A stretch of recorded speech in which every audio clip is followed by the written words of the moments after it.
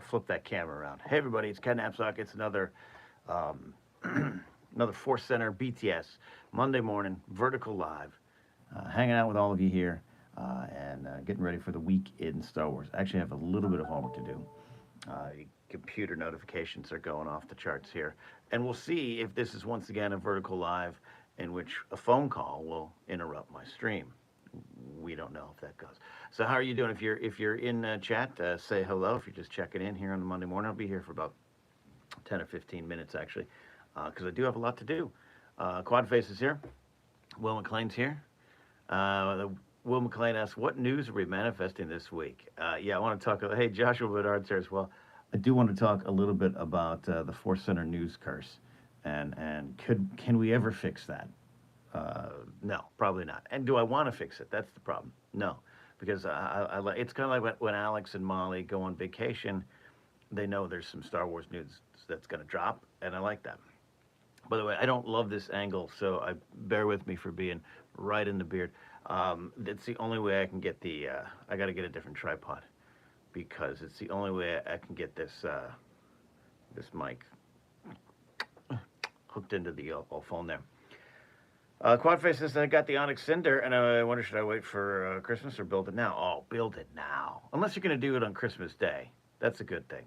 Just sit down, have some hot chocolate, get your favorite, Star Wars mug, and just build slowly throughout the day. Looking ahead at the week in Force Center, we've got some news today. No question episode again this week. We kind of... we don't really do the Star Wars questions episodes while we're reviewing shows, because that's kind of our second bigger deep divey episode of the week. We get the fourth episode of Skeleton Crew tomorrow night. God, what is time?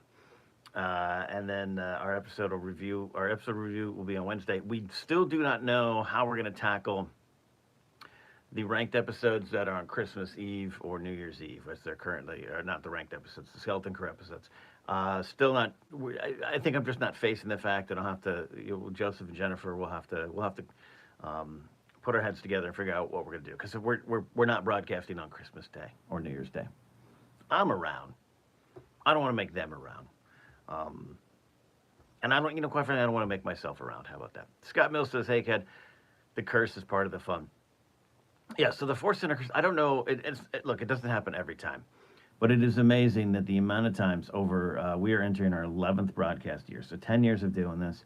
And I say a year and a half in, we started getting the news episodes were part of the regular cycle. And we used to do news and questions in one episode, broke them up a few years ago. But we generally always record on Mondays. And Todd Roy says, hello, Vertical Cat, I'm here. We always record the news episodes on Monday, and it used to be that Joseph and Jennifer would drive to my apartment in Burbank. We stopped doing that, pandemic, and now in my studio here, you can't really see. It's tiny. It's tiny. It's just a tiny little studio. So we can't fit people in here. Remote it is. Anyways, we finished the recording sessions, and a lot of times, like last week with the Rada news, it was like literally after we did it, Jen and I said goodbye, signed off StreamYard, Rada news pops up, which is why I did the vertical live last week. But so this week, we are. I was just checking. I should probably check while I'm working. This is why this stream is in existence. It's for me to work while I catch up with all of you. No updated official Star Wars news seems to be out there. StarWars.com has who is Cassian Andor. We'll see. So rundown for this week. Scotty J. Rowe from Bombad is here. Wants to give me the studio rundown. A lot of microphones that I don't always use. That's a great shot. So news, ranked. Oh, that's what we're doing this week. We're doing our favorite Star Wars outfits from the sequel trilogy. That's going to be me, Jen and Joseph. So Joseph's first time in the new ranked dojo, so to speak. Shout out to those that enjoy the new ranked format, and some have been honest in the ForceCenter Discord. They prefer the older formats of Star Wars ranked. It's just right now for our recording schedule. And after 10 years, man, of doing this show, doing the ForceCenter podcast feed, I think Joseph, Jennifer, and I never want to speak for them. But I think the vibe is doing what we love and doing what we're known for, and that includes the deep dives, but also finding new ways to present some of the stuff as we head into our second decade of broadcasting. There you go. The new rank's been very fun for me, so I hope it's been fun for you. We got some choices coming in. And Todd Roy says, I'm a musician. I understand having lots of mics that you don't use. Yeah, and I got a box of them in my storage shed, too, next to my Funko Pops. Two things I don't use, expensive microphones and Funko Pops. Quad face Pose jacket. Ooh, yeah, Pose jacket's good. And we're going to do 10 today, because anytime there's 3 people, we're going to do 10. Michael McGraw says, I mentioned at some point, but I really love Ray's Jedi Knight robes from Rise of Skywalker. Great choice. David McKay says, Zori Bliss top tier attire. Big Zori Bliss fan. For a lot of reasons, but her look is definitely one of them, and I think it's so. It's definitely very Flash Gordon. I think Zori Bliss's outfit would not be out of place in the 1980 film. 3PO's red arm. Jay from Nowhere's here. That's not a bad idea. That's kind of fun. It's an outfit. It's a look. He changed it. By Molly Damon's definition, that is a Star Wars outfit. Zori's alive, says David McKay. Yeah, Zori's alive. I want more Zori content. Todd Roy, the Han Solo vest is often overlooked. It's a cool look, though. The older Han jacket, or are you talking about the classic vest? Cameron Stewart wants Kylo Ren as Supreme Leader. Bryant Ward is here. Watching this on TV is weird. I'm glad Brian is here because I can officially announce, number one, I can officially announce a comedy show thanks to Brian getting some of the main art to me over the weekend because he works, he never stops working. January 10th, if you're local, January 10th, I'm headlining Flappers again, and going to be a great lineup of comics, including Joseph Scrimshaw, Winston Marshall, Karen Haber, Elisa Phillips, and Lisa Gottman. But come on out, see Joseph do some comedy at Flappers, and if you know Winston, come on out as well there. The other thing I can announce is it's not going to air this week, but we are going to record it tomorrow, assuming he's still good, assuming his schedule is free. He's got a lot of art to do. We are going to be doing the next blank is why we love Star Wars, and you can kind of see behind me there. I feel like I'm one of those TikTok video with like the little like green screen where like, all right, here's Kim Kardashian. Look at this look. I don't like what she wore right here. All right, but look up above, right there. That is Dexter Jetster, and then that is me. The man who made that, Brian Ward, is going to be on Blank is Why We Love Star Wars, and we're going to be doing Dexter Jetster is Why We Love Star Wars. We're going to be recording that tomorrow, releasing it probably next week. And I cannot wait for that one. Number one, I can't wait for you all to sit down with, holding the lav mic. I literally look like I'm just a TikTok influencer. I wish I was a TikTok influencer. I put the lav mic where the lav goes. This is a lav mic goes here, and I didn't like, it was just like too in my face. I can't wait for you all to sit down with Brian Ward to hear his thoughts on something he loves in Star Wars. And I don't think he gets that opportunity a lot because he's too busy making thumbnails for every channel in the world. And he's not only a wonderful guy and a talented artist, but he's a great Star Wars fan, man. Not that, there's no rankings, but I just love talking Star Wars with him anyway, so we're always in line. So Brian and I are going to be doing Dexter Jetster is Why We Love Star Wars, and it'll probably air later in the month. So that's coming our way. So great ranked choices. So on. Oh yeah, Jay for Nowhere likes Jay's Poe's pseudo Indiana Jones look. I like that as well. Oh, there it is. Hill Nellums. Sometimes my beard is blocking the usernames. Leia's winter coat on crate. Leia on crate is a great look, so that's a great choice.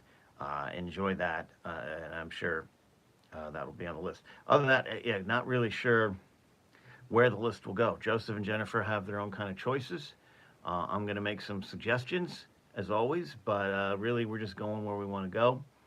Um, as we continue to celebrate the outfits. We might have to go back. We might have to redo the original trilogy ones. I don't know. Cameron Stewart is basically everyone's outfit from Last Jedi. Yeah. What's his name? Michael Kaplan, right? He is. He did so good, and I love that scene. Yeah, American costume designer Michael Kaplan. I love the scene in Director and the Jedi where he's kind of like fighting Ryan a little bit on some of the outfit ideas and Cano Bite and everything, and just saying, I don't know, it's not something we do, not something we do. And Ryan's kind of like, yeah, no, we're gonna do it, we're gonna do it, we're gonna do it. Um, it's a great moment of creators coming together to enact a full vision. Bro, Brian Ward is suggesting Finn's back to tank. That'd be great. Does Luke's crate look count if he's not really there? Oh, he counts. He projected that look. He chose that look. At some point in his life, he chose that look and he retained it and projected that look. Major Problem says the Bond white tux or the red plum bloom. Yeah, that would be. That's an option. Lovey is an option as well. Ray's Octo cloak. And Quadface asks, is Rogue One in the sequel trilogy? Y'all didn't close outfits all. Yeah. I'm counting it as separate. I don't know. We might have to do best our favorite outfits in Rogue One, and then our favorite outfits in Solo. I think we're going to divide those up. BB-8 dressing up as a First Order droid with a white trash can. That's a great choice. I don't know if we'll make the list, but it's definitely there. It's definitely possible. Yeah, I'm trying. I mean, I have to even think of like some of mine. You have to kind of just like go replay everything, um, you think of the big, you think of the big outfits, Leia and Craig, Han's old guy jacket. You think of those, but then the sequel trilogy. It could be was it Cookie Tubbs or Stooky Tubbs? What's his name? The cook from Maz's castle. He has a good look. He might be in there. You never know. You absolutely never know. But it's been fun to kind of see the negotiations happen as me and at least one other person try to come to consensus on the list. So continue if you're. I'm here for a few more minutes because I do have to actually prep some stuff for this week. Todd Roy says that's fun of it. Cameron Stewart says, how can I forget about Sedano Thano? See, that's what I'm saying. Sedano Thano. That is one of my favorite Star Wars looks. Now, is it armor? Is it outfit? I'll let the faith decide, but I might suggest that. I like to think that the Red Corsair himself, Sedano Thano, like, has the ability to change some colors back in the ship. Brian Ward's not wrong. Constable Zuvio has an amazing look. That is true. That's absolutely true. So perhaps we'll get a little bit of some Constable Zuvio talk. I guess if I actually hold my what is this, tripod, I could actually have a decent looking broadcast. Headroom. I went to film school for 2 years. You got to worry about headroom like you're on network news. Or I can go back to the TikTok shot. That's the thing. I don't think anyone cares anymore. That's the whole thing with the lav mics. In my day, we wouldn't hold lav mics in our hands. We'd clip them to the lavs, the lapels. But now people don't care. They just want the content. So I'm here hanging out with you. What can you do? It's our Monday morning show. Vertical Live. I come in here and get ready for the week, answer any questions you have, take any deep probing questions here about Star Wars. Super chats are always welcome, not needed, but just happy to have you all here on a Monday morning. And oh, you can see I'm wearing my Moon Ages shirt. The band I wrote songs with, yesterday was our 1 year anniversary of our first big release. Uh, our 7 song EP, Broken Promises, excuse me, Broken Pieces and What Remains. Do I even know the name of my own album? I don't. Um, Broken Pieces and What Remains, which seems like a broken promise. So yeah, 1 year ago, the Moon Agers released our EP. Check it out on Bandcamp. Amaranth is here. We can see your lovely long eyelashes. Wait, that was creepy. Yeah, I do have. Yeah, no, thanks for noticing. Thanks for noticing. Luscious lashes have always been a staple of my existence. It matches the gray in my beard. What else is coming this week? Oh, we're trying to work together. Not for this week too. We're trying to put it together for our monthly live stream. And that's actually the big news. Joseph returned last week with the Skeleton Crew report, but we're happy to have Joseph back in the regular rotation. I think he got a weekend of sleep, and now he's back to post production and pickup shots, and I know he already had to do one little pickup shot reshoot type of thing. So we're excited to have Joseph back, but he's still making that film. Dead Media is still alive. And we're glad to have Joseph back in the rotation this week as well. Not a lot of Star Wars news, so we're going to be breaking down the Rada news, breaking it down. What can you do? 8984 Evans here. What's up, Brady? You can't really break down the Rada news. Number one, it wasn't technically confirmed. I do believe it. There were some rumors percolating that Jeremy Allen White was doing a voice in the movie. That had kind of been floating around. And so now to coming out as Rada is just still delicious fun for me. I'm still over the moon, happy with this decision. But I've been talking about it. So we're going to get more from Jennifer and Joseph today on that. And what's hilarious is Jennifer legitimately thought it was a joke. And I think a lot of people did. A lot of people did. Because even if you love Rada, as I said last week, I love the idea of Rada coming back. I'm fascinated with the character. I'm one of those people that bothers Alex at Star Wars Explained with, where's Rada? What happened to Rada? Can you tell me what happened to Rada? Now we're going to know. I think that's great. But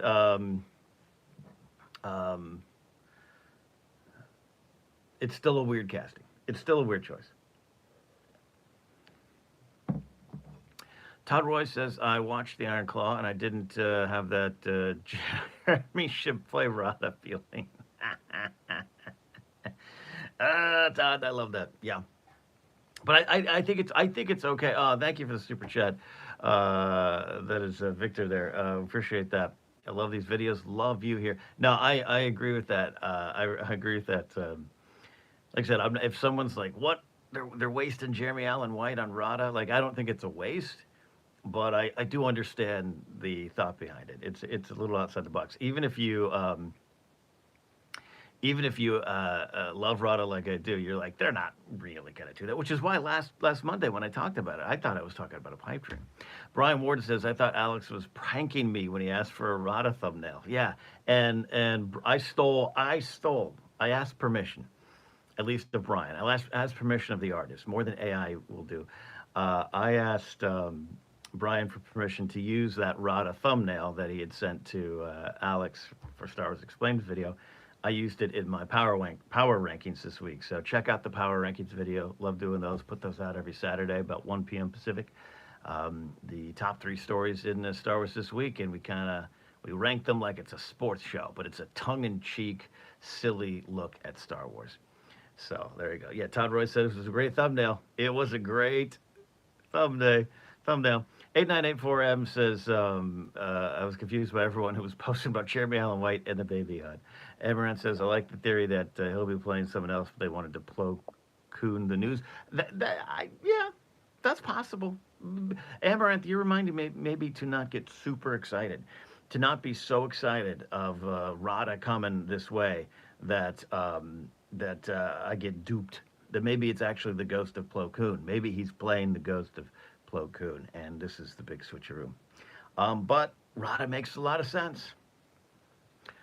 Rada makes a lot of sense, and we're going to dive into more detail there. Also, the Imperial Warlord, we're going to talk about that. Minor story, but he's back. And Mandalorian, I think that kind of gives us a clearer picture of what the Mandalorian and Grogu will generally be about, which is exciting. Nick's here. Hey, Nick. Thanks for always being so nice in the comments here on YouTube. We appreciate that. I'm guessing Rada was more of a Filoni pull than Favreau. Totally. And I wonder, their relationship's fascinating. I remember during season 1 of Mandalorian, while Mandalorian was being shot, I had a couple people, like one of my friends actually designed or worked, not designed, but like built the Mando's pistol. So I won't say how much he showed me before season 1 of Mandalorian came out. But there was some talk that that John and Dave's relationship. This is prior to season 1 even coming out. Was based around the idea that occasionally John would have to remind Dave that, hey, I'm John Favreau, you're not. And I think that plays out in that doc in the Disney Gallery. Where there's a little bit of like, well, John, what about the droid on Cloud City? We could do that one. And John just kind of being like, that's a deep cut. That's a deep cut. So I think that's changed a little bit. The power dynamic has equaled out. I think John's still John, but I think Dave has a title. Dave has a bigger business card now, and I think there's probably, in my heart, I believe there was like, well, we got Boba Fett on the throne in Tatooine. We got criminal organizations are grasping for power. The New Republic's trying to get a hold, and maybe there's a threat to Boba Fett, or maybe there's a threat or a problem they have to deal with. And I imagine Dave just going, well, Rada exists. Rada exists. Now, Favreau, of course, was in the very series that gave us Rada, even though it was the movie. But I think much like that Gwyneth Paltrow, Jon Favreau interview where John had a reminder what Marvel movies she was in. I think Dave was probably like, oh yeah, you were in a series with Rada the Hutt. And Rada got pulled in. This is complete fan fiction, by the way. Complete fan fiction I'm making up as we go. 8984 asks, will Rada sit on the Iron Throne in the end? Maybe. Jay from Denver is, John is the popular athlete. Dave is his longtime geeky best friend. Yes. And as someone who loves sports as much as I do, other than my Dolphins breaking my heart yesterday, our season is over. Even if we win out, we can't get in the playoffs, I don't think. Not technically eliminated, but emotionally, the Dolphins were eliminated yesterday. But yeah, sports fan like myself, who also grew up being a picked upon nerd. I sit in the middle of John and Dave. It's fascinating to watch them work. And cook together. I love that episode of Favreau's show where he had Dave cook. I think it's a great episode. I love those kind of shows. I love just hanging out and watching people cook. I want my own cooking show. I'm going to make some great grilled cheese sandwiches this week. The key is red onions. All right, I'm almost out of here. Jay says, I feel you, brother. Yeah, right? You can love both. Sports and nerd stuff go hand in hand. There's always a war between us. Cats and dogs. Almost out of here. A couple questions left here. John says, can't believe it made it to live. You're here. Heard episode 4 could be a big one. Any fun predictions? I know that they're heading to Atten, or heading for Atten. I think conventional wisdom, just based on, I think conventional wisdom, just heading into some of these shows, is that they won't be directly, going to Atten. That things will happen along the way. But there's also, I kind of like the idea of Atten being a location sooner than later for the kids to return to. But it just doesn't make sense. And I'm not even, there's some trailer footage maybe that makes me think that they're not getting there. But I don't even necessarily know if I believe that. They could go and leave. They're not, even if they go to Atten this episode, they're not staying there. So we'll see. As far as the theory, a lot of people out there, will they go to Peridia? Will they pick up Ahsoka and Sabine? I don't think that's going to happen. I think there's room for that. I think there's it makes some sense in terms of plot and the Mando verse and the Ahsoka verse and the New Republic verse, whatever you want to call it. But I just don't think it fits into the themes. I just don't think. I think there might be clues to it. But I just think when the show was kind of shot and made and put together, I don't think there would have been a thought of, well, we need to have the kids get Ahsoka and Sabine. So I don't think it's going to happen in this show. But I could be wrong. Jay Fernando says, what if that had moves? Ooh.